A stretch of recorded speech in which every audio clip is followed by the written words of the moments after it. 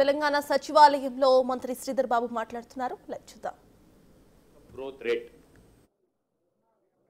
దాదాపు 20% అంటే 19.3 CAGR చొప్పున పెరుగుతా ఉంది. ఈరోజు మన హైదరాబాద్ నగరం వివిధ ఆర్థికమైన అంశాలతో కూడుకున్న ప్రగతిని సాధిస్తూ దాంట్లో సీమ భాగంగా స్ట్రాంగ్గా ఉన్న రియల్ ఎస్టేట్ భాగం సంబంధించి, అదేవిధంగా సామాజిక ఆర్థిక పరిస్థితులను మెరుగుపరిచే ఓ కార్యాచరణలతో మన హైదరాబాద్ నగరం ఏ విధంగా ముందుకు సాగుతూ ఉంది, దాంట్లో భాగంగానే ఈ గ్రోత్ రేట్ కూడా ప్రత్యేకంగా కనబడతా ఉంది. రియల్ ఎస్టేట్ రంగంలో ఇప్పటికి కూడా హైదరాబాద్ మొదటి స్థానంలో ఉంది. ఓ విధంగా చూస్తే డొమెస్టిక్ రెసిడెన్షియల్ ప్రైస్ అప్రిషియేషన్, అదేవిధంగా వివిధ రియల్ ఎస్టేట్కు సంబంధించిన ప్రధానమైన కొత్త కట్టడాలు కానీ లాంచెస్ కానీ వివిధ రకమైన వాళ్ళు సేల్ చేసే దాంట్లో నెంబర్ 1గా ఉందని అనేక రిపోర్ట్స్ కూడా చెప్తా ఉన్నాయి. ఈరోజు జిఎస్డిపి గ్రోత్ రేట్ మనకు సంబంధించి గత 15 సంవత్సరాలుగా మన తెలంగాణ హైయెస్ట్ పర్ఫార్మర్గా యాన్యువల్ గ్రోత్ రేటు మొత్తం తెలంగాణకు సంబంధించి దాదాపు 11% ఈ మనం అనుకున్న 15 నుంచి 16 సంవత్సరాలు గ్రోత్ రేట్ ప్రత్యేకంగా కనబడతా ఉంది. ఇంతకుముందు చెప్పినట్టు పర్ క్యాపిటా ఇన్కమ్ ఆదాయానికి సంబంధించి 19.3%తో పాటు మనము 3-4 దశాబ్దాల క్రితం ఏర్పరచుకున్న హైటెక్ సిటీతో పాటు క్రమేణా గత 3 దశాబ్దాలుగా వచ్చిన అనేక సాఫ్ట్వేర్ కంపెనీస్ చాలామందికి ఉపాధి కల్పన, దాంతోపాటు ఆదాయ వనరులు కూడా ప్రతి ఇంట్లో పెరగటం, దీనికి అనుగుణంగా చాలా పెద్ద ఎత్తున పెట్టుబడులు రావటం, ఏ ప్రభుత్వాలు వచ్చినా ప్రో బిజినెస్, అదేవిధంగా బిజినెస్ ఫ్రెండ్లీ వాతావరణం కల్పించే ఒక ప్రయత్నం కొనసాగిస్తూ ఉన్నాం.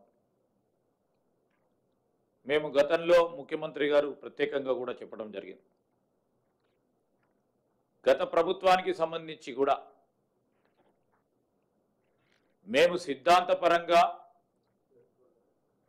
రాజకీయ విభేదాలు ఉన్నా కానీ ఈ రాష్ట్ర ప్రగతికి సంబంధించిన అంశం విషయంలో ప్రగతిశీలమైన పాలసీ విధానాలని ఎక్కడ కూడా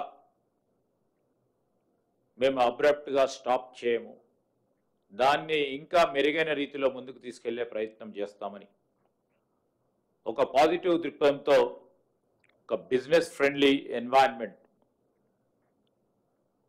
ఒక ప్రో బిజినెస్ పాలసీస్ని ఇంకా పెద్ద ఎత్తున ముందుకు తీసుకెళ్లే కార్యాచరణ తీసుకున్నాం. ఈరోజు పెద్ద ఎత్తున అంటే ఈ మధ్యలో అల్ట్రా హై నెట్వర్త్ ఇండివిజువల్స్ అంటే 250 కోట్ల పైమించి ఆదాయం ఉన్న ఇండివిజువల్స్, గొప్పగా చెప్పాలంటే ఓ పరంగా గొప్పగా చెప్తాం, వారిని ఉపయోగించుకొని ఉపాధి పెంచే కార్యక్రమం చేస్తూ ఉన్న సందర్భంలో బెంగళూరులో కంటే ఎక్కువ మన దగ్గర 467 మంది ultra high net worth individuals UHNWI వారు మన దగ్గర ఎక్కువ సంఖ్యలో ఉన్నారు. రియల్ ఎస్టేట్కు సంబంధించిన ఏ పారామీటర్ని చూసినా హైదరాబాద్ అనేది మన నగరం నెంబర్ 1. ఈరోజు గృహాలకు సంబంధించిన ప్రైజ్ అప్రిషియేషన్కు సంబంధించి, అదేవిధంగా చాలా సందర్భాల్లో చూస్తూ ఉంటాం, ఎక్కువ స్థాయి రెసిడెన్షియల్ లాంచెస్తో సేల్స్లో మన రాష్ట్రం ప్రత్యేకించి హైదరాబాదు రియల్ ఎస్టేట్ మార్కెట్లో ముందంజలో ఉండటం. ఎందుకంటే ఇక్కడ ఉన్న ప్రధానంగా ఇన్ఫ్రాస్ట్రక్చర్ ఏర్పాటు కానీ, ఫేవరబుల్ మరి ప్రభుత్వ పాలసీలు కానీ, అదేవిధంగా హోమ్ లోన్స్కు సంబంధించి ఈరోజు మన రాష్ట్రంలోనే, మన నగరంలోనే ఎక్కువ స్థాయిలో హోమ్ లోన్స్ తీసుకోవటం. ఎందుకు తీసుకుంటా ఉన్నారు? ఇక్కడ ఉపాధి అవకాశాలు కల్పించిన సాఫ్ట్వేర్ కానీ, ఐటీఎస్ రంగమే కానీ, మ్యానుఫ్యాక్చరింగ్ రంగానికి సంబంధించి పెద్ద ఎత్తున ఉపాధి కల్పన జరిగింది ఇక్కడ.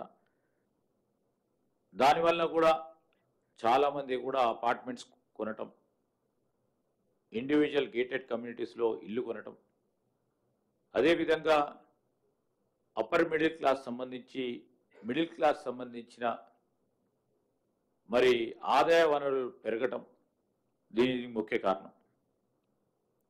దాంతోపాటు ఈరోజు వ్యవస్థాపక ప్రభుత్వానికి సంబంధించిన మరి వ్యవస్థలకు సంబంధించిన ఉన్న పట్టు శక్తి,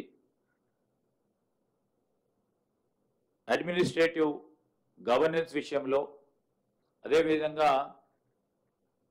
చాలా సంవత్సరాల నుంచి మనము ఆన్లైన్ ఇంటర్ఫేస్ కస్టమర్స్కు సంబంధించి, లేకుంటే రీటైలర్కి సంబంధించి, అదేవిధంగా రియల్ ఎస్టేట్కు సంబంధించిన పెద్దలందరితో ఆన్లైన్ ఇంటర్ఫేస్ పెంచటం, అడ్మినిస్ట్రేటివ్ పరంగా, గవర్నెన్స్ పరంగా ఎఫెక్టివ్గా ఈ సర్వీస్ అందించడానికి ప్రయత్నం చేసిన మా ప్రభుత్వ అధికారులు, ప్రభుత్వ యంత్రాంగానికి సంబంధించి కూడా కారణమని చెప్పుకోవచ్చు. మరి అదేవిధంగా ఈరోజు నేను ఇంతకుముందు చెప్పాను, ఐటీఈఎస్ సంబంధించిన ప్రగతి, జాబ్ క్రియేషన్లో కూడా ఈరోజు ఐటీ రంగం, ఐటీఈఎస్ రంగానికి సంబంధించి దాదాపు 45,000 జాబ్స్ గత 15 సంవత్సరాల నుంచి.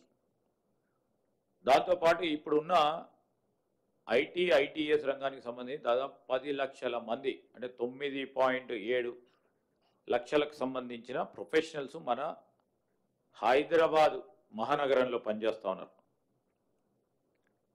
మీరందరూ కూడా చూస్తూ ఉన్నారు, ప్రతి నెల గత 10 నెలల నుంచితో పాటు గత 2 దశాబ్దాలుగా గ్లోబల్ కేపబిలిటీ సెంటర్స్ను మన రాష్ట్రంలో ప్రత్యేకించి హైదరాబాద్లో నెలకొల్పాలని పెద్ద ఎత్తున చాలామంది మల్టీనేషనల్ కార్పొరేషన్ సంబంధించిన వారు ముందుకు రావటం. ఎందుకంటే ఇక్కడ వారికి సంబంధించి రెంటల్స్ కానీ అఫోర్డబుల్గా ఉండటం. ఈరోజు మొత్తం దేశంలోనే 21% గ్లోబల్ కేపబిలిటీ సెంటర్స్ మన హైదరాబాద్లోనే ఉండటం అనేది, దాంట్లో ఈ మధ్యలో కూడా 2024 స్టాటిస్టిక్స్ కూడా చెప్తా ఉన్నాయి, పెద్ద ఎత్తున ఎక్కడ గ్లోబల్ కేపబిలిటీ సెంటర్స్ వచ్చాయంటే హైదరాబాద్లో వచ్చాయని కూడా చెప్పడం జరుగుతూ ఉంది. రాబోయే 3 సంవత్సరాలు దాదాపు 34 నుంచి 37 million square feet office space పరంగా ఐటీఎస్ కంపెనీస్, దాంతోపాటు గ్లోబల్ కేపబిలిటీ సెంటర్స్, దాంతోపాటు ఇక్కడ లీజ్ కావాలని కోరే ఇతర రీటైలింగ్ కానీ ఇతర మ్యానుఫ్యాక్చరింగ్ సెక్టర్ సంబంధించిన వారు 34 మిలియన్ స్క్వేర్ ఫీట్ కావాలని అప్రాక్సిమేట్గా కొంతమంది నివేదిక ఇస్తూ ఉన్నారు. దాంతోపాటు వారికి కావాల్సింది 1,30,000 రెసిడెన్షియల్ యూనిట్స్ కూడా అవకాశం ఉంది అని చెప్తా ఉన్నారు. లీజింగ్ మార్కెట్కు సంబంధించి ఈ సంవత్సరం 71% ఇయర్ పెరుగుతూ ఉన్న సందర్భంలో మనము 2024 ఫస్ట్ క్వార్టర్లో పెద్ద ఎత్తున లీజింగ్ స్పేస్ని తీసుకోవటం కంపెనీస్ ద్వారా చూసాం. అదేవిధంగా ఈ 2024లో న్యూ బిల్డింగ్ పర్మిషను లేఅవుట్ పర్మిషన్కు సంబంధించి దాదాపు 22% పెరిగింది. 22% కొత్త భవన నిర్మాణ కార్యక్రమంలో లేఅవుట్ పర్మిషన్స్ ఇవ్వటం జరిగింది. అదేవిధంగా ఈ 2024లో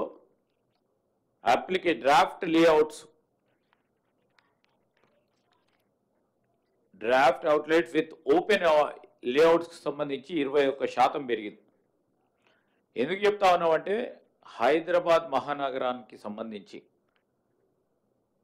సస్టైనబుల్ డెవలప్మెంట్ చేయాలి.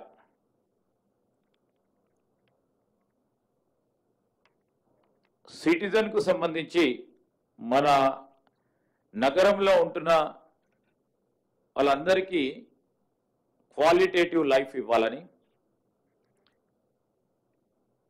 గ్రీన్ ఎనర్జీ పరంగా కేంద్రీకరించి పనిచేస్తూ ఉన్నాం. కేంద్ర ప్రభుత్వం స్మార్ట్ సిటీస్ రూపేణా వచ్చిన దాని పరంగా మన స్మార్ట్ సిటీస్ను ఇంప్రూవ్మెంట్ చేయాలని మనమందరం కూడా చూస్తూ ఉన్నాం. హైదరాబాద్ కేవలం ఒక మోడర్న్ ఎమ్యూనిటీస్తో పాటు మనకున్న సాంస్కృతిక హెరిటేజ్ను ముందుకు తీసుకెళ్లే ప్రయత్నంలో ప్రతి ఒక్కరికి కూడా ఒక అనువైన ప్రాంతంగా ఎవరైనా ప్రపంచ దేశాల్లో కూడా ఇక్కడికి వచ్చి స్థిరపడాలని ఆలోచన చేస్తూ ఉన్నారు. మొన్న ఈ మధ్యలో కొద్ది రోజుల క్రితమే ఒక ప్రధానమైన సంస్థ ఏదైతే నగరాలకు సంబంధించి రిపోర్ట్ ఇస్తుందో, నగరాలకు సంబంధించిన ప్రగతి రాబోయే కాలంలో ఏ నగరం అభివృద్ధి చెందుతుందా, ఏ అభివృద్ధి చెందబోతా ఉంది, ఏ నగరం ఇప్పటివరకు అభివృద్ధి చెందిందని సావిల్స్ గ్రోత్ హబ్ ఇండెక్స్ అని వారు ప్రధానంగా పేర్కొనడం జరిగింది. మొత్తం ప్రపంచ దేశాల్లోనే హైదరాబాద్ ఇన్ టాప్ 5 ఈ సంవత్సరం 2024కు సంబంధించి హైదరాబాద్ నగరం మొత్తం ప్రపంచంలోనే 5 నగరాలలో ఉందని చెప్పటం అనేది విశేషం. దీనికి కాంట్రిబ్యూట్ చేసిన అనేక మందికి కూడా నేను ఈ సందర్భంలో ప్రతి ఒక్కరికి కూడా కృతజ్ఞతలు తెలియజేస్తా ఉన్నాను. అదేవిధంగా Asia cities lead the way in Savills growth hub index అని అనేక పత్రికలు కూడా, అంటే ఆంగ్ల మాధ్యమంలో ఉన్న అనేక పత్రికలు కూడా ఈ విధంగా రాసినాయి. ఇది మేము కల్పించింది కాదు. సో మేము ఎందుకు చెప్తామనంటే ఈ మహానగరం అభివృద్ధిని చేయాలి, ఇంకా పెద్ద ఎత్తున ముందుకు తీసుకెళ్ళాలి. ప్రపంచ దేశాల్లోనే 5 నగరాల్లో మనం ఉంది. దాంట్లో మొదటి స్థానం మనం చేజెక్కించుకోవాలనే ఒక ప్రయత్న భాగంలో ముఖ్యమంత్రి గారు మరి ఒక ప్రణాళిక సిద్ధం చేసుకొని మున్సిపల్ శాఖను నిర్వహిస్తూ ముఖ్యమంత్రిగా, మున్సిపల్ శాఖ స్వయాన మంత్రిగా అనేక కార్యక్రమాలకి శ్రీకారం చుట్టడం జరిగింది. దానిలో భాగంగానే ఇప్పుడు సరళీకృతమైన మరి అడ్మినిస్ట్రేటివ్ రిఫార్మ్స్ తీసుకురావాలని బీపాస్కి సంబంధించి ఇప్పుడే మా దానా కిషోర్ గారు, మా హెచ్ఎండిఏ కమిషనర్ గారు మీకు అందరికీ కూడా ఆగ్యుమెంటెడ్ రియాలిటీ సంబంధించి కట్టింగ్ ఎడ్ టెక్నాలజీస్ని ఉపయోగించుకోవాలి.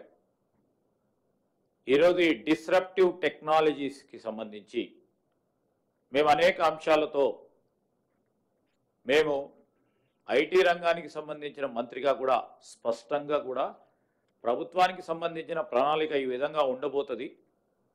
ప్రతి డిపార్ట్మెంట్లో కూడా ఈ కట్టింగ్ ఎడ్జ్ టెక్నాలజీని ఉపయోగించుకొని సేవలు అందించడానికి